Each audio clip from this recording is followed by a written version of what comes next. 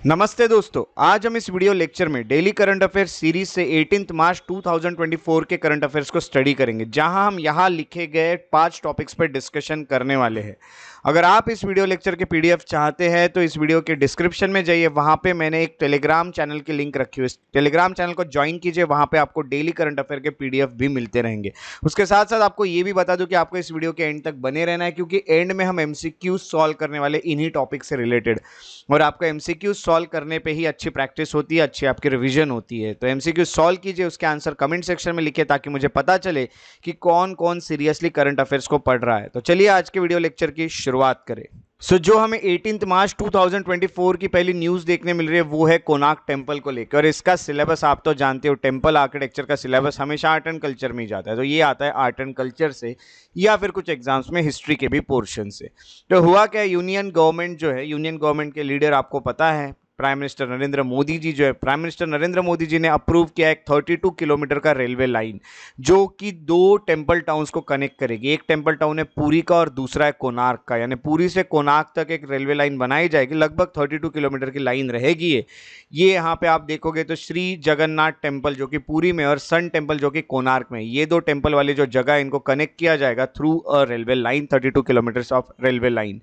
अब अगर देखा गया तो बैकग्राउंड की अगर बात करें तो union railway minister Ashwini Yadav है हमारे, उन्होंने ये कहा है कि ये जो नई रेलवे है ये काफ़ी एक अच्छा हम कहेंगे कि कॉरिडोर होगा एक स्पिरिचुअल और हेरिटेज टूरिज्म का। तो स्पिरिचुअल यानी आध्यात्मिक और हेरिटेज, हमारे कल्चर से रिलेटेड जो भी चीज़ें हैं उसके लिए काफ़ी बेनिफिशियल प्रूव होगा। तो अब सन टेम्पल जो है कोणार्क का, ये न्यूज़ में आ गया, तो सन टेम्पल के बारे में जानना होगा। सबसे पहले सन टेम्पल की बात करें तो ये यूनेस्को वर्ल्ड हेरिटेज साइट है, United Nation Educational Scientific and Cultural Organization ने रिकॉग्नाइज की हुई एक साइट है। इसको ब्लैक पगोड़ा भी कहा जाता है, अर्क क्षेत्र भी कहा जाता है, या पद्म क्षेत्र भी कहा जाता है। ये सब नाम है सन टेम्पल के। सन टेम्पल कोणार्क इसलिए क्योंकि कोणार्क करके जगह है, वहां पे ये सन टेम्पल है। सन टेम्पल और कोणार्क विल जो होता है ये 13th सेंचुरी में बनाया गया था। ईस्टर्न गंगा किंग, तो गंगा डायनेस्टी के किंग थे जिनका नाम था नरसिम्हदेव फर्स्ट, उनके वक्त ये सन टेम्पल बनाया गया था। और कोणार्क विल जो होता है वो इस तरह से दिखता है, आपको दिखा देता हूँ। ये इस तरह के विल है, ये कोणार्क विल, ये तो आपने काफ़ी बार देखे ही होंगे। तो ये कोणार्क विल और ये सन टेम्पल बनाया जाता है 13th सेंचुरी में, जबकि गंगा डायनेस्टी रूल करती थी। उसी के अलावा ये कलिंगा आर्किटेक्चर का सबसे अच्छा एक पीरियड माना जाता है, सबसे अच्छा एक आर्ट माना जाता है कलिंगा आर्किटेक्चर का। कलिंगा जो है ये ओडिशा में आता है, आपको जैसे कि पता है। सन टेम्पल अगर बात करें तो ये सन गॉड के लिए बनाया गया है, वर्शिप ऑफ सन गॉड सूर्य देव के लिए बनाया गया है। और ये सेलेस्टियल मूवमेंट जो है, सन की जो स्पेस में मूवमेंट कर रहे हैं सन, उनकी जो मूवमेंट है उसको बताता है। मटेरियल जो यूज़ किया है टेम्पल बनाने के, उसमें क्लोराइट यूज़ हुआ है, लैटराइट यूज़ हुआ है, या क्वेंडलाइट यूज़ हुआ है, ये तरह के रॉक्स है, ये सब इसमें यूज़ हुए। कोणार्क सन टेम्पल की बात करें तो इसको नोबल लॉरेट जो थे, हमारे फर्स्ट नोबेल लेने वाले जो लॉरेट थे वो थे रविंद्रनाथ टैगोर। रविंद्रनाथ टैगोर ने ये कहा है कि ये ऐसी एक जगह है जहाँ पे लैंग्वेज ऑफ स्टोन बात करते हैं, लैंग्वेज ऑफ मैन के सामने। तो स्टोन से बनाया हुआ एक ब्यूटीफुल आर्किटेक्चर जो है, आर्ट एंड आर्किटेक्चर का एक बहुत बड़ा एग्जाम्पल कोणार्क सन टेम्पल है, ऐसा खुद रविंद्रनाथ टैगोर ने कहा है। अब अगर कोणार्क के सन टेम्पल की अगर हम यहाँ पे बात करें तो स्ट्रक्चर की बात करें तो मेन एंट्रेंस जो है टेम्पल का, उसको गजसिम्हा कहा जाता है। गज यानी एलिफेंट और सिंह यानी लॉयन, तो इसको गजसिम्हा कहा जाता है। किसको? तो मेन एंट्रेंस को। दूसरी बात, अकॉर्डिंग टू माइथोलॉजी, हमारी जो इंडिया की माइथोलॉजी है, जो हिंदू माइथोलॉजी है, वो ये कहता है कि लायन यानी प्राइड को रिसेंबल करता है, गर्व को, और एलिफेंट जो होता है वो रिसेंबल करता है वेल्थ को। और both of them kill the human, है ना, तो ये दोनों भी इंसान को मार सकते हैं, तो ये खतरनाक भी है। और एक से आती है वेल्थ और एक से आता है प्राइड। सो ये गजसिम्हा जो आपको मंडप तक लेके जाते हैं उसे नाट्य मंडप भी कहते हैं। और नाट्य मंडप यानी hall for dance and theatre, यानी अगर आप इस हॉल में जब जाओगे, यानी आप जैसे इस जो गजसिम्हा है उससे जब एंटर करते हो, एंट्रेंस से, मेन एंट्रेंस से मंदिर टेम्पल के, तो आप यहाँ पे मंडप तक पहुँचते हो। यहाँ पे जो मंडप है, यहाँ पे आपको कुछ स्कल्पचर्स, कुछ मूर्तियाँ देखने मिलती है अलग अलग डांस स्टाइल्स में, इसलिए इसको नाट्य मंडप भी कहा जाता है। उसके बाद ये एक असेंबली हॉल है, आपको ये भी बता दूं। और जो स्टेप्स है दैट राइज टू जगमोहन, तो ये जगमोहन तक आपको पहुंचाते हैं इसकी सीढ़ियाँ, और सीढ़ी से आप जगमोहन तक पहुंचते हो, जिसमें आपको स्टोन हॉर्सेस देखने मिलेंगे जगमोहन में। आपको ये भी दिखा दूं, इस तरह के हॉर्सेस बने हुए हैं जगमोहन में। तो यहाँ पे आप सीढ़ियों से ऊपर पहुंच जाओगे जगमोहन में, और जगमोहन के पीछे आपको यहाँ पे सैंक्टम सैम्प्ट्रोम देखने मिलेगा। सैंक्टम सैंक्टम, सैंक्ट्रम का मीनिंग होता है कि ये गर्भगृह जहाँ पे भगवान की मूर्ति रखी जाती है, तो उसके बाद आप वहाँ तक पहुँचोगे। तो Jagamohan is followed by Deul which is sanctum, तो सैंक्टम तक आप पहुँचोगे जहाँ पे आइडल को रखा गया है, मूर्ति को रखा गया है। उसके अलावा यहाँ पे एक भोग मंदिर भी है जिसको जिसको किचन कहते हैं हम इंग्लिश में। तो भोग मंदिर है, यहाँ पे भोग बनाया जाता है, यानी जो भी भगवान का प्रसाद है या उनका जो खाना है वो यहाँ पे बनाया जाएगा। ये डाइटीज़ के लिए और डिवोटीज़ के लिए होता है, भगवान के लिए और जो भक्त लोग हैं उनके लिए। इस तरह से इसका स्ट्रक्चर है। आर्किटेक्चरल फीचर की अगर बात करें कोणार्क सन टेम्पल की, तो इसको इस तरह से बनाया गया है कि जब सूरज निकलता है तो सबसे पहली जो किरण है वो कहीं ना कहीं सैंक्टम पे पड़ती है और प्रिसाइडिंग डाइटी पे पड़ती है। सैंक्टम यानी जो गर्भगृह है वहाँ, और जो प्रिसाइडिंग डाइटी यानी जो सन गॉड है उनके ऊपर। तो सूरज की पहली किरण यहाँ पे पड़ती है। इस तरह से बनाया गया है। और उसी के साथ साथ आपको ये बता दो कि इसको डिजाइन किया गया है एक चैरियट ऑफ सूर्य की तरह। तो आपको ऐसा लगेगा कि एक रथ है जिसमें घोड़े उसको खींच रहे हैं और यहाँ पे एक सन गॉड जो है वो आपको अंदर देखने मिलेंगे। टेम्पल जो होगा वहाँ पे आपको कुछ व्हील्स देखने मिलते हैं, 24 कार्व्ड व्हील्स देखने मिलते हैं जिसपे काफ़ी अच्छी कार्विंग की गई है, और 12 हर साइड में आपको है। एक साइड में 12, दूसरे साइड में 12। आप यहाँ पे देख सकते हैं इस तरह के व्हील्स है, एक साइड में 12, दूसरे साइड में 12, ऐसे टोटल 24 व्हील आपको देखने मिलते हैं। तो ये जो चैरियट होता है ये आपको ऐसा दिखेगा कि ये ईस्टवर्ड आपको रखा हुआ दिखेगा, और ईस्टवर्ड से आ रहा है, इस तरह से जैसे सूर्य जो होते हैं यानी हम कहेंगे सन, वो ईस्ट से निकलते और वेस्ट की ओर जाते हैं, उसी तरह से दिखाया जाएगा। और 7 स्पिरिटेड हॉर्स है जो इसको खींचते हुए आपको देखने मिलेंगे, 7 हॉर्सेस लाइक दिस, जैसे आप यहाँ पे एक घोड़ा देख रहे हैं उसी तरह से आपको देखने मिलेंगे।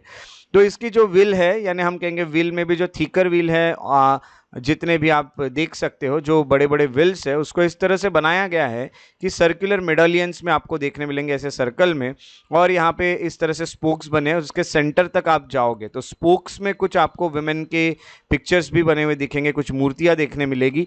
तो जैसे ये व्हील को देखोगे तो इस व्हील में इस तरह से आपको ये यहाँ पे जो भी है ये मूर्तियाँ देखने मिलती है, कुछ छोटी मोटी डिज़ाइंस है। तो ये होने के अलावा जो ये सब आपको इसके व्हील्स के बारे में पता चलता है। और जो 7 हॉर्सेस है इसको भगवत गीता में जो नाम दिया है वो है गायत्री, उष्णिका, अनुस्तु करके है, वृहति, पंक्ति, त्रिस्तुप और जगति, ऐसे 7 नाम हैं। ऐसा कहा जाता है कि शायद कोई श्लोक या कोई मंत्र जो भी लिखे हैं वेद में उसी को ये रिप्रेजेंट कर रहे हैं, उसी में इनका नाम यूज़ हुआ है। तो ये जो 7 हॉर्सेस है इसको 7 कलर ऑफ रेनबो से भी दिखाया गया है। एक है सहस्र जो कि वॉयलेट कलर है, इंद्रनील यानी इंडिगो कलर है, नीला यानी ब्लू, हरिता यानी ग्रीन, पीता यानी येल्लो, कौसुम्बा यानी ऑरेंज और रक्त यानी रेड, ऐसे 7 कलर्स भी आपको रिप्रेजेंट करते हुए दिखते हैं। ये बात अलग है कि उन हॉर्सेस पे कलर नहीं लगाए गए, बट वो रिप्रेजेंट करते हैं इन 7 कलर्स को। और आपको ये भी बता दूं कि ये जो कार्व्ड वॉर हॉर्सेस है जो कि सदर्न साइड में आपको कोणार्क टेम्पल के देखने मिलते हैं, वो इतने मैसिव और इतने स्ट्रेंथ या इतने स्ट्रांग दिखते हैं कि वो वॉरियर जो है उसको क्रश कर देंगे। तो हम कहेंगे कि कोई भी आगे आएगा तो उसको वो कुचल देंगे, इस तरह से आपको देखने मिलते हैं। और ये जो फिगर्स है हॉर्स के, जो भी आप कहोगे कि जो स्कल्पचर्स बने, जो फिगर बने, जो मूर्तियां बनी हैं, तो वॉर हॉर्स ऑफ कोणार्क, ऐसा कहा जाता है कि वो स्टेट गवर्नमेंट ऑफ, कहा नहीं जाता है, आपको ये देखने भी मिलेगा। ये एक सिंबल है state government of Odisha government का जो सिंबल आपको हॉर्स देखने मिलता है, ये कहीं ना कहीं कोणार्क टेम्पल से ही लिया गया है। और 3 इंप्रेसिव कार्विंग्स है सन गॉड के, आपको 3 स्ट्रेटेजिक लोकेशन पे देखने मिलेगी। तो जैसे सन निकलता है डॉन से, यानी एकदम सुबह सुबह जब सन निकलता है वहां से, तो नून में भी आपको दूसरा देखने मिलेगा और तीसरा सनसेट में देखने मिलेगा। ऐसे 3 कार्विंग्स है सन गॉड की जो कि आपको 3 वक्त देखने मिल सकती है, एक तो जब सूरज निकलता है उस टाइम पे, दूसरा आफ्टरनून में और तीसरा सनसेट में। इस तरह से ये पूरी इंफॉर्मेशन है अबाउट कोणार्क सन टेम्पल, जो कि न्यूज में रहा क्योंकि अब पुरी से कोणार्क तक एक रेलवे लाइन बनाई जा रही है 32 किलोमीटर्स की। ऐसा पीएम नरेंद्र मोदी जी जो है उन्होंने ये अप्रूवल दिया है। तो ये जो सोर्स था करंट अफेयर, इसका सोर्स था द हिंदू, और यहाँ पे आप कुछ पिक्चर्स देख सकते हैं कोणार्क सन टेम्पल किस तरह से दिखता है उसकी। उसके बाद हम अगला जो न्यूज़ आपको देखने मिल रही है वो है डेमोक्रेटिक रिपब्लिक ऑफ कॉन्गो को लेके, और इसका सिलेबस जाता है ज्योग्राफी में। जैसे कि कोई जगह आ जाती है कॉन्गो और ये सब, तो वो कहीं ना कहीं ज्योग्राफी में जाता है क्योंकि वहाँ से ज़्यादातर क्वेश्चन आपको लोकेशन पे ही आते हैं। तो कुछ वीक से, पिछले कुछ हफ्तों से देखा गया तो काफ़ी लोगों की डेथ हुई है और काफ़ी लोग डिस्प्लेस हुए, इधर उधर हो चुके हैं क्योंकि फाइटिंग चल रही है कॉन्गोलीज आर्मी के बीच में। यानी जो कॉन्गो करके जो देश है वो, और रवांडन करके है, तो रवांडा करके जो एक जगह जगह है वो, उन दोनों के आर्मी के बीच में कहीं ना कहीं एक फाइट चल रही है और इस कारण काफ़ी लोग मारे गए हैं। M23 रिबेल ग्रुप जो होता है, इनकी बैकिंग मिली है रुवांडा को, और ये रिबेल ग्रुप जो है ये कांगोलीज आर्मी के साथ लड़ रहा है। तो इस तरह से एक बहुत खतरनाक जंग चल रही है, जिस कारण हम कहेंगे कि काफ़ी टेंशन्स बढ़े हुए हैं कांगो और रुवांडा के बीच में। तो ये जो टेंशन्स बढ़े कांगो और रुवांडा के बीच में, ऐसा कहा जाता है कि जो रिबेल्स है वो इसको सपोर्ट कर रहे हैं, इसी कारण ये सब हो रहा है। और इस कारण जो भी कॉन्फ्लिक्ट आपको देखने मिल रहा है, ये फूड सिक्योरिटी का भी इशू खड़ा कर रहा है मिलियन ऑफ पीपल के लिए, क्योंकि बहुत सारे लोगों को उस वॉर के कारण खाना भी नहीं मिल रहा है। तो ये बहुत ज़्यादा प्रॉब्लमेटिक सिचुएशन बन चुकी है और काफ़ी लोग मारे जा रहे हैं। तो ये बहुत बुरी एक सिचुएशन आपको देखने मिल रही है। तो democratic Republic of Congo news में आ गया, तो इसको हमें देखना सबसे ज़्यादा ज़रूरी है। सबसे पहले अगर डेमोक्रेटिक रिपब्लिक ऑफ कॉन्गो की बात करें तो ये एक देश है जो कि सेंट्रल अफ्रीका में आता है। अफ्रीका कॉन्टिनेंट में आने वाला एक देश कॉन्गो है। इसके अगर लैंड एरिया की बात करें तो DRC यानी डेमोक्रेटिक रिपब्लिक ऑफ कॉन्गो ये सेकेंड लार्जेस्ट कंट्री है पूरे अफ्रीकन कॉन्टिनेंट की। ये जो कंट्री इसमें आप देखोगे तो 25 माइल यानी 40 किलोमीटर्स की कोस्ट लाइन लगी हुई है और यहाँ पे अटलांटिक ओशन आपको देखने मिलता है।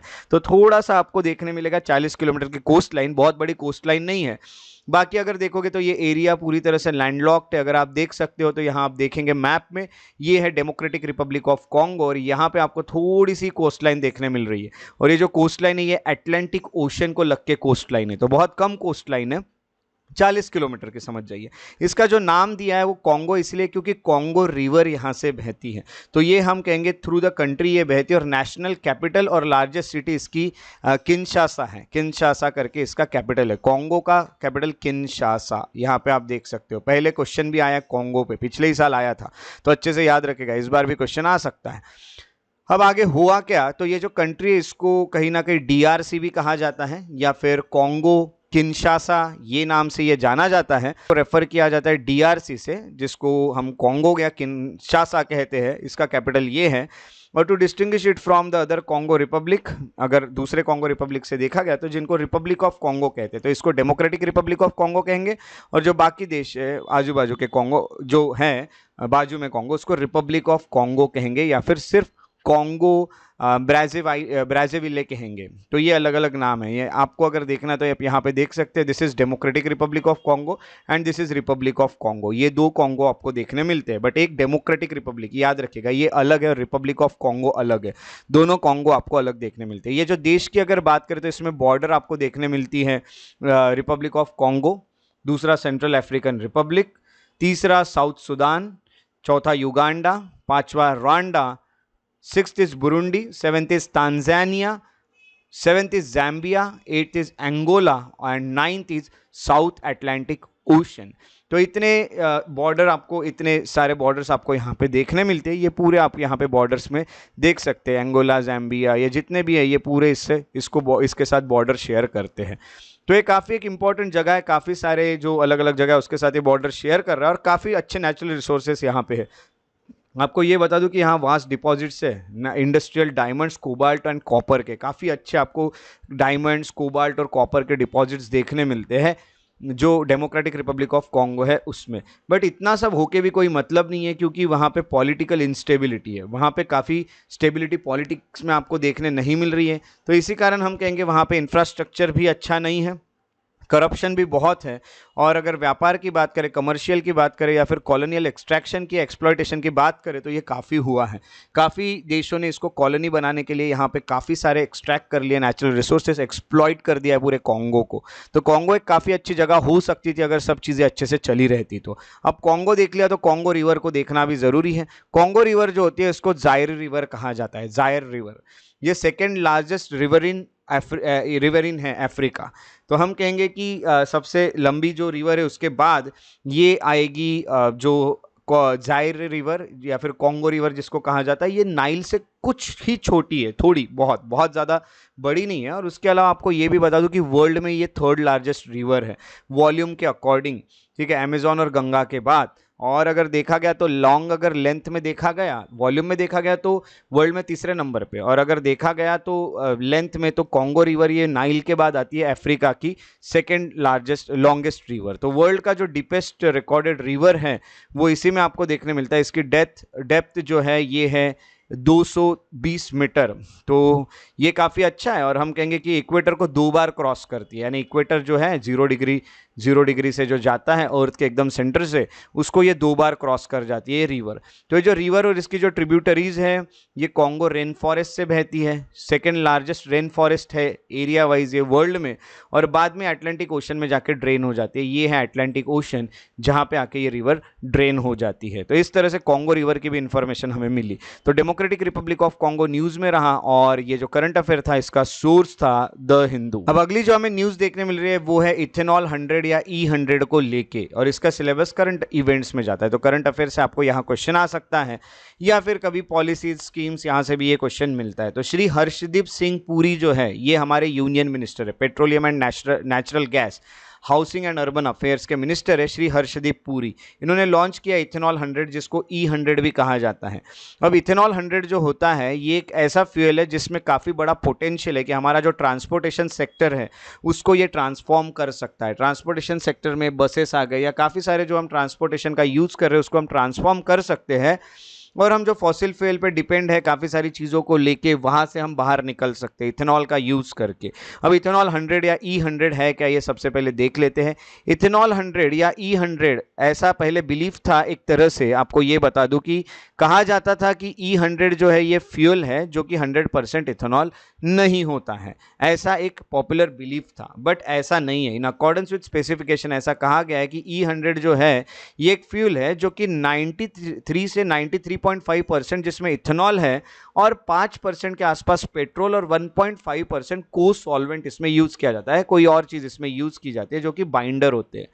करंटली इथेनॉल की बात करें तो इसकी प्राइस पेट्रोल जितनी ही है जो कि 94.72 लीटर है दिल्ली में और 104.21 लीटर है महाराष्ट्र में, और देखा गया तो 100.75 लीटर है चेन्नई में। तो ये इथेनॉल की प्राइस है जो कि पेट्रोल के लगभग सेम है, एकदम सेम भी नहीं होगी तो लगभग बहुत पास में आपको देखने मिलती है। अगर देखा गया तो अगर हम इसको अडॉप्ट करते हैं एज अ फ्यूल तो E100 will definitely cheaper than petrol diesel, है ना। इथेनॉल चीपर है, तो इथेनॉल चीप होने के कारण हम ये देख सकते हैं कि पेट्रोल से काफ़ी सस्ता हो जाएगा अगर हम इसको यूज़ करना शुरू करें तो। और गवर्नमेंट का जो कीननेस दिख रहा है जिसमें आप देख रहे हो कि बायोफ्यूल्स जो है उसमें उसको हम ज़्यादातर यूज़ करेंगे और ये क्रूड ऑयल इंपोर्ट का सब्स्टिट्यूशन हो जाएगा। हम कहेंगे कि बायोफ्यूल और जैसी चीज़ें जैसे इथेनॉल और ये सब भी हम यूज़ करने शुरू कर दिए तो कहीं ना कहीं हमें ऑयल के ऊपर डिपेंड नहीं रहना पड़ेगा, क्रूड ऑयल के ऊपर। और इंडिया में तो इतने सारे हम कहेंगे कि डिपॉजिट्स नहीं है क्रूड ऑयल के, तो हमें बाहर से मंगाना पड़ता है जिसमें हमें काफ़ी तकलीफें जाती हैं, तो इसको हम इंपोर्ट करते रहते हैं। तो इंडिया में ही अगर इथेनॉल से ये चीज़ें बनने लग जाए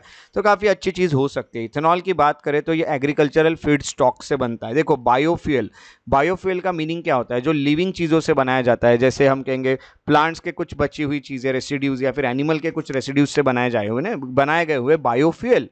तो इथेनॉल जो होता है एग्रीकल्चरल फीड स्टॉक से बनाया जाता है। ये कहीं ना कहीं एग्रीकल्चर से के चीज़ों से बनाया जाता है तो ये फार्मर्स को भी काफ़ी अच्छी इनकम दे देता है और हमारे देश का जो कार्बन का जो एमिशन हो रहा है उसको भी ये काफ़ी कम कर देगा। E100 जो होगा इसको फ्यूल करके हम यूज़ कर सकते हैं फ्लेक्स फ्यूल इंजन कार में, और फ्लेक्स फ्यूल इंजन कार जो होती है उसको डिज़ाइन किया जाता है कि वो अलग अलग वेराइटी ऑफ फ्यूल्स पे चल सकती है। इसको फ्लेक्स फ्यूल इंजन कहा जाता है। तो ये फ्लेक्स फ्यूल अगर रहा तो हम अलग अलग फ्यूल का यूज़ करके उसे चला सकते हैं। और हम कहेंगे इसमें इंटरनल कंबशन इंजन भी होता है, ये पेट्रोल पे भी चल सकता है, इथेनॉल पे भी चल सकता है, मिथेनॉल पे भी चल सकता है। यानी कंज्यूमर को कहीं ना कहीं चॉइस मिल रही है कि आप कौन सा फ्यूल खरीदें। इथेनॉल 100 जो होता है ये काफ़ी क्लीनर और ग्रीनर ऑल्टरनेटिव है। इससे हम कहेंगे कि काफ़ी लो एमिशन होते हैं, ऐसा नहीं है कि नहीं होते बट बहुत कम एमिशन होते हैं जो ग्रीन हाउस गैसेस है उनके।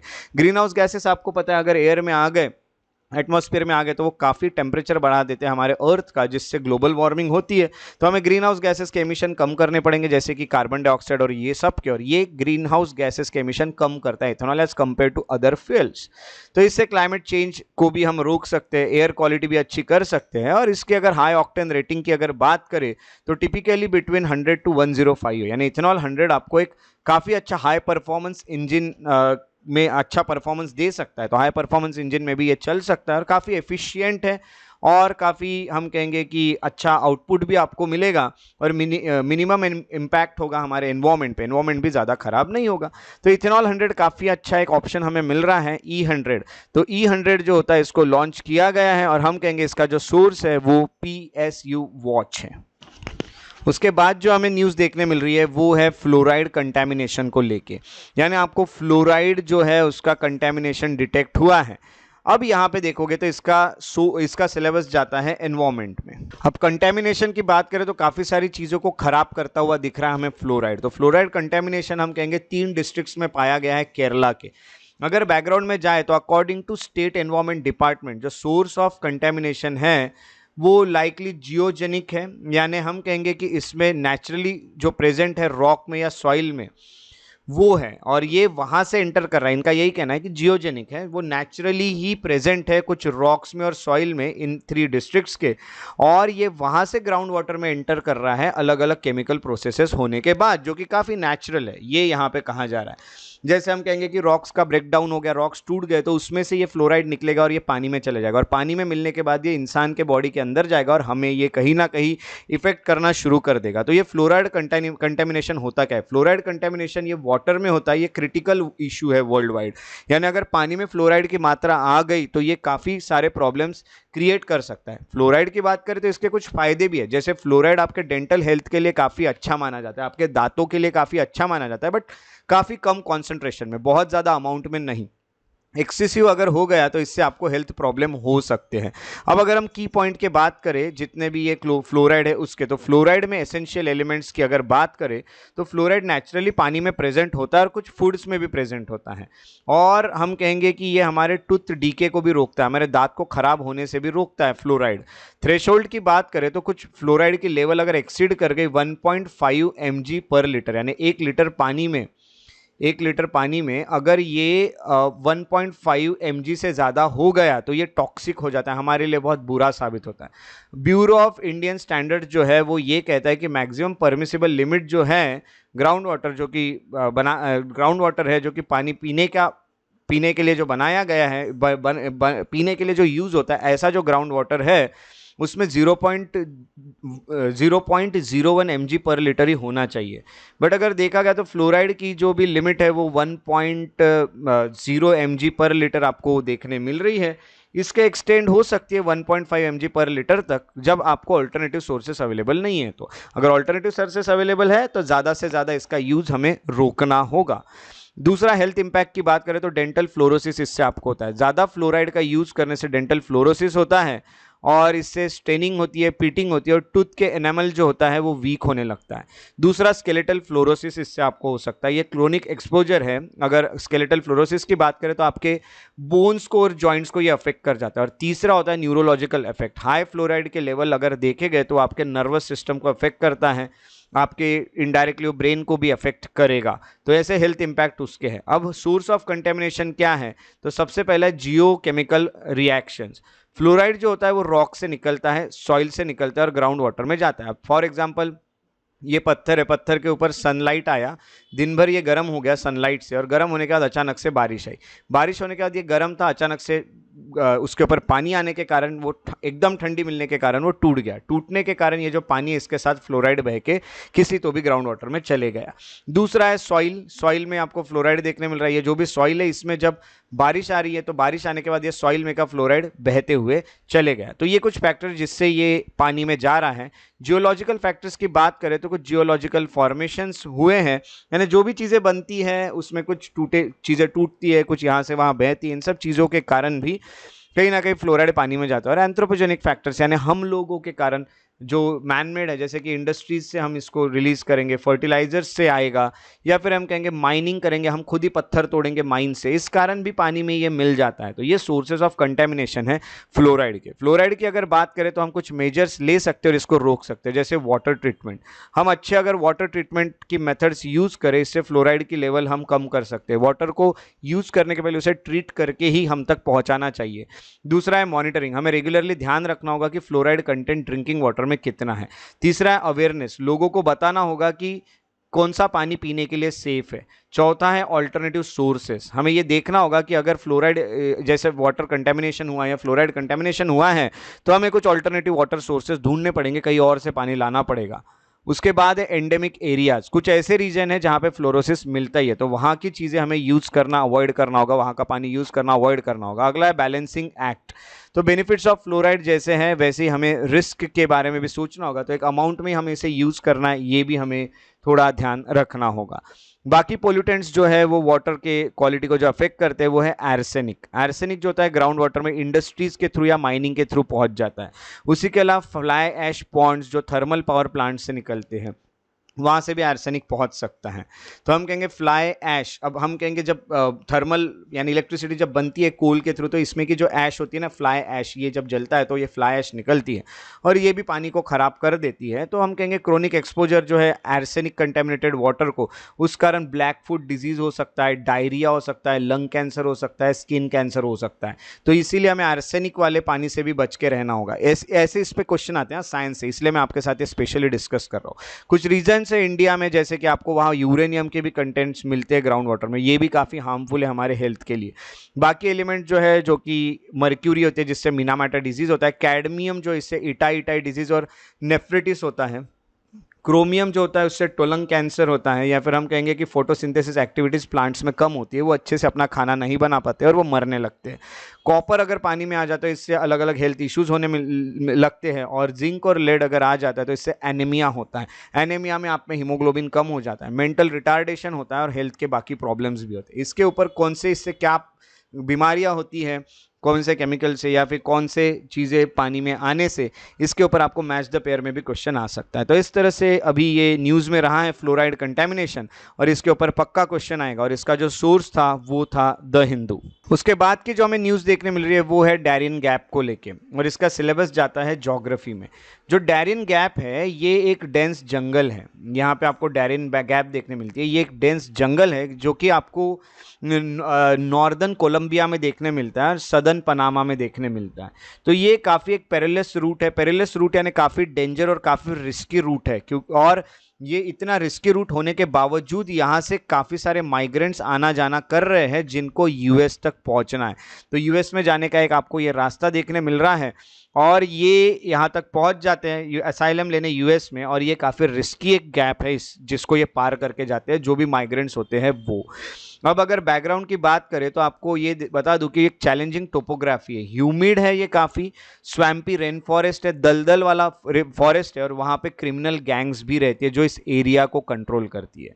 ये जो रूट है ये एक्सट्रीमली चैलेंजिंग और डेडली वन है, यहाँ पे किसी की भी जान जा सकती है। डैरियन गैप की अगर बात करें तो इसको टैपोन डेल डैरियन भी कहा जाता है स्पेनिश में, और ये एक जोग्राफिकल रीजन है इस्थमस ऑफ डैरियन में जो कनेक्ट करता है अमेरिकन कॉन्टिनेंट को सेंट्रल अमेरिका से। तो दो जो जगह उसको ये कहीं ना कहीं कनेक्ट करते हैं, इसलिए इसको इस्थमस कहा जाता है। तो ये इस्थमस ऑफ डैरियन है और अमेरिकन कॉन्टिनेंट को ये सेंट्रल अमेरिका से कहीं ना कहीं कनेक्ट करता है। इसी के अलावा यहाँ पे आपको लार्ज वाटरशेड देखने मिलता है, डेंस फॉरेस्ट है, माउंटेन्स है, और पनामा प्रोविंस में जो आपको डैरियन देखने मिलता है वहाँ, और नॉर्दर्न पार्ट ऑफ कोलंबिया में चोको डिपार्टमेंट जो है ये आपको देखने मिलता है, उसका ये पार्ट है।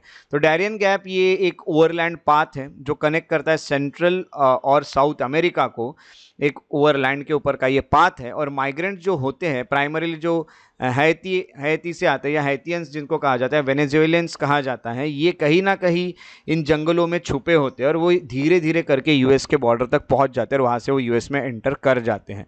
तो ऐसी एक डैरियन गैप है जो आपको देखने मिलती है, ये है ये डैरियन गैप। ये काफ़ी डेंजरस गैप है जिसको ये पार करके यहाँ तक पहुँचते हैं। अगर हम यहाँ पे देखें तो इसके की फीचर्स ये है कि पॉपुलेशन डैरियन गैप में काफ़ी एम्बेरा वेनान करके हम कहेंगे और ग्यूना लोग रहते हैं, और यहाँ पे क्यूवा लोग भी आपको देखने मिलते हैं जो कि एक्सटिंक्ट हो गए थे 1535 से जब स्पेनिश इन्वेजन हुआ था पनामा में। दूसरा, ज्योग्राफी की अगर बात करें तो डैरियन गैप जो है वो कोलंबियन साइड में देखा गया, तो वहां पे रिवर डेल्टा बना हुआ है, यानी रिवर जहां पे सी को या ओशन को जाके मिलती है, वहां पे रिवर अपने साथ जो डिपॉजिट्स लेके आती है, जो भी क्ले है, जो भी रॉक्स है, उसको डिपॉजिट कर देती है एक जगह और उससे बनता है डेल्टा। यह डेल्टा बना है एंट्राटो रिवर का, और इस कारण फ्लैट मार्शलैंड है, दलदल वाली लैंड बनी हुई है, 80 किलोमीटर वाइड है ये। पनामियन साइड में देखा गया तो माउंटेनस रेन फॉरेस्ट आपको देखने मिलता है, काफी कॉन्ट्रास्ट है, एक जगह डेल्टा, दूसरी जगह आपको माउंटेनस फॉरेस्ट देखने मिलेंगे। रोड्स की बात करें तो यहाँ कोई रोड नहीं है, और पूरे डैरियन में ही कोई रोड नहीं है, और ये जो गैप है ये इंटरप्ट करती है पैन अमेरिकन हाईवेज को, तो अमेरिकन हाईवेज को भी इंटरप्ट करती है, वहां तक पहुंचने नहीं देगी। तो इस तरह से गैप जो है ये न्यूज़ में रही, जो कि काफ़ी खतरनाक साबित हो सकती है अगर आप यहाँ से ट्रैवल कर रहे हैं या फिर यहाँ से माइग्रेट होने की कोशिश कर रहे हैं। तो इसका जो सोर्स था ये था डाउन टू अर्थ।